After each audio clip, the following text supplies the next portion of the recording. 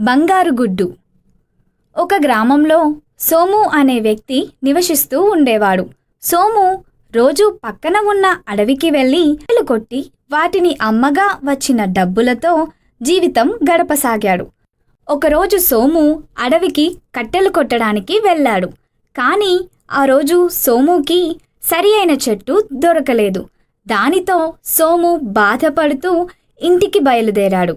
సోముకి దారిలో ముళ్ళ పొదలలో చిక్కుకున్న ఒక బాతు కనిపించింది. అది చూసిన సోముకి చాలా జాలి వేసింది.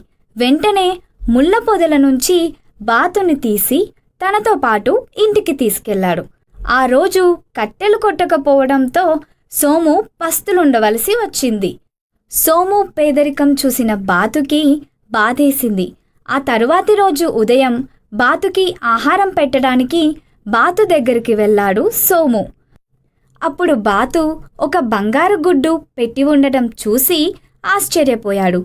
సోము ఆ గుడ్డును అమ్మి వచ్చిన డబ్బుతో సంతోషంగా గడపసాగాడు. కొన్ని రోజులకు సోము బాగా ధనవంతుడయ్యాడు. అలా రోజు బాతు బంగారు గుడ్డు పెట్టేది. ఆ గుడ్డును అమ్మి సోము ఇంకా చాలా ధనం సంపాదించాడు. సోముకి రోజు గుడ్డు కోసం ఎదురు చూడడం నచ్చలేదు. సోము భార్య సోముతో, మనం బాతుగుడ్ల కోసం ఎదురు చూడడం ఎందుకు?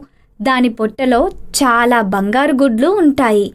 దానిని చంపి ఆ గుడ్లు అన్నీ ఒకేసారి తీసుకుందాం అని సలహా ఇచ్చింది. సోము దానికి సంతోషించి బాతును చంపి కడుపులో చూశాడు.